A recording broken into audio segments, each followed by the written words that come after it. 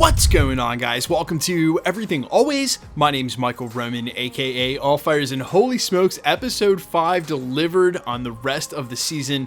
My god, we're going to go through what happened here during the episode and one really prominent theory I have, plus a secondary theory. Either Loki has truly learned how to control what's going on, or Loki is controlling what's going on. Both of those seem to be the same, but they're not. I'm going to explain the difference in what I think happened during this episode, what's going to be revealed in the finale. Of course, major spoiler warning, if you haven't seen episode 5 yet, not sure what you're doing here, pause this or go and watch it, come back and see us. Either way, we'll still be here, but we're going to break down everything in the ending, what's actually going on during this episode, and whether or not Loki learned how to control his time slipping or something else is going on. But first, if you could grab the subscribe button. We do daily Marvel content at the channel. That's all we do. Everything from official Easter egg breakdowns, trailers, and reviews to the occasional industry insider report and everything in between. So if that sort of thing's for you, hit the subscribe button, leave a comment down below. That will automatically enter you to win our ongoing PS5 giveaway. The next one is right around the corner to coincide with Loki's finale and one for the Marvels. That's back-to-back PS5 giveaways next week. Again, all you got to do to be entered to win,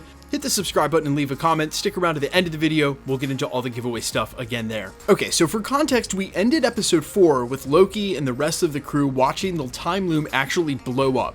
Then Loki finds himself time slipping into previous points, some of them on branch timelines, and that's important because I think it's Loki's time slipping in the first place that creates them as branches. Either way, he's being put in front of the exact people he needs to recreate the temporal aura of the group, because based on what OB says, getting them all back together will allow him, like coordinates, to go back to that point in time in which he needs to stop the time loom blowing up. Now, there are some coy little Easter eggs in here, like when you realize he's basically assembling the team, you hear the Avengers theme come ever so lightly into the Loki theme that's much more prominent in the foreground. And very obviously, as we start to see where OB lives, this is the beginning of the TVA, and as you now have Loki reassembling all the members of the TVA in a place that looks like the distant origin of the TVA, it starts to feel like Loki is actually the person who assembled the TVA in the first place. We'll get into that in a second. But I want to give a shout out to the actual title of the episode before we get into the theories of whether or not Loki was controlling his time slipping there at the end. The title of the episode is Science/Fiction. Not science fiction, Science/Fiction. Of course, this is a gag and plays in two ways in the episode. The first one is the fact that Obi is not only a science fiction writer, which, quick side note, is also hilarious because no one was reading his books back on his original timeline, and no one is reading the book in the TVA either, but he's also a PhD in theoretical physics, meaning he is a scientist, the science part, but he's also a writer. That's the fiction part. And then, of course, he refers to the problem that Loki has as either a science one or a fiction one. Right there at the end, he goes, so it really was a fiction problem. That refers to the science and the fiction of what's going on, the science being time and nature, the fiction being Loki and his magic. Now, keep that in mind as we're watching Loki quote-unquote time slip throughout all of this episode. Obi is perceptive enough to point out that it's not random. In fact, he's being dragged to all the places as he time slips that he needs to be to contact the people he needs to contact. As if someone is pulling his strings. There you go, another metaphor, as we saw probability strings when everything was dissipating into nothingness. That's what they were becoming, strings of probability. The same way that Loki's strings were being pulled as he was dragged around space and time to reassemble the members of the TVA he needed in order to save it. Now, at the end there, it surely seems like Loki figures out how to control his time slipping, but when he comes out of that final one, he says it's not the what, the when, or the how, it's the who. The he who remains. And so while I think there is a chance that Loki may have controlled his time slipping, it's a new power of Loki's to be able to travel through time in the multiverse, I think more specifically, it's a he who remains that is dragging him around with one of those ultimate tempads that we saw Sylvie have. Now, I stopped short of thinking that it's Sylvie because I think that the Sylvie we've been following through the story, the same one who's there with them at the end, is the Sylvie that had that tempad. But if you watched into the post-credit scenes, one of the very last frames is that He Who Remains tempad sitting on a table. Not one of the mechanical versions, the one that we saw He Who Remains has, that looks like a disc, obviously the most powerful or the final form of that tempad. That's what makes me think that ultimately at the end of all of this, as we watched Loki quote-unquote time slip, that was someone with one of those tempads putting him in the places he needs to be, or rather a He Who Remains now using Loki to clean up the mess. However, I'm not so sure that He Who Remains happens to be another variant of Kang, and this is where I will issue the lightest of spoiler warning, because there are some sort of rumors that are starting to creep into the theories, and now we're headed into the quote-unquote endgame of Loki. The finale is a week away, so lightest of spoiler warning here, because it is going to involve some of the rumors we've already heard. It's pretty clear to see here that Loki has quote-unquote glorious purpose in reassembling in what looks like a full circle recreation of the TVA. And the person who was said to have created the TVA was Kang the Conqueror.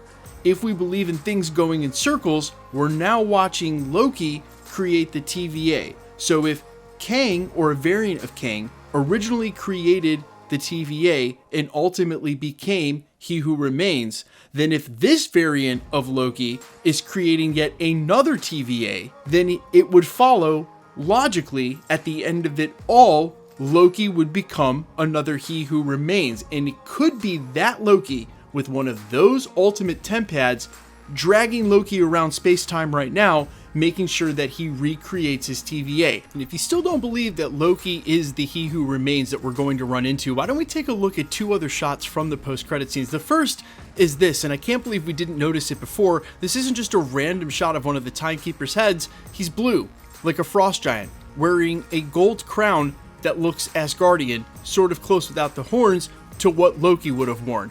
Now look at this other shot from the very opening episode. You see this person right here? What are these two little nubs on either side of his head? Horns, right? And what's that runs through the middle of his face? A dagger? What's Loki's main symbol and weapon? A dagger? There have been the signs from the beginning that when Loki reset to this TVA, he was always getting controlled by another He Who Remains, or rather a version of himself. And listen, this isn't just a rumor that there's a Loki Who Remains, or based on the fact that the writer said they thought about making Loki He Who Remains in season 1. There's some concept art for it out as well. It's based on way more than that. We actually already saw this play out. We saw He Who Remains' backup plan was another version of himself inserted on the timeline to simply have Miss Minutes and Ravonna Renslayer insert the TVA manual so that he may reboot himself, so to speak. It's just that it didn't work out. Now at the beginning of the episode, we see as the TVA is disappearing that fail-safe mode has been activated, and I theorize that if there was a Loki version of He Who Remains, that his fail-safe mode would be this Loki being dragged around time-space again via a temp pad in order to clean it all up. And listen, this isn't that far-fetched, because at the end of season 1, Kang, He Who Remains, offers running all of time the He Who Remains position to none other than the two Lokis. So it's not that inconceivable to find out that maybe at one point along this circle, a long time ago, or sometime in the future, again with the circle, it could be both, they're not mutually exclusive, that Loki took him up on that, and there is truly another Loki He Who Remains now trying to reboot his now version of the TVA.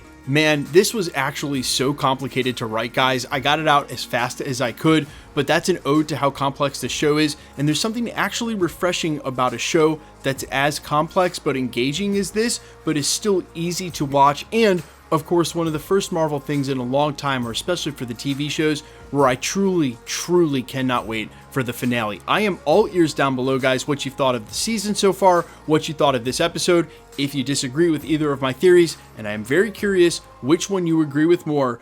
Did our Loki just figure out how to control his time slipping, or is he being controlled by a Loki He Who Remains that we're eventually going to meet up with in the finale? I am all ears. Quickly, let's get into the giveaway stuff before I let you go. All right, we're still giving away PlayStation 5s. In fact, we have back-to-back giveaways next week. One for the finale of Loki. It'll be a giveaway in this same Easter egg video, but for the finale. And then one for the Marvels release. That'll probably be on Friday or whenever we do the Easter egg breakdown for that film and the post-credit scene. Either way, if you want to be entered to win, we have a week left. Super simple, and all the same rules will apply for future giveaways. Hit the subscribe button because you need to be a subscriber, then leave a comment down below, and because it's truly random, the more videos you comment on, the better chance you have of winning.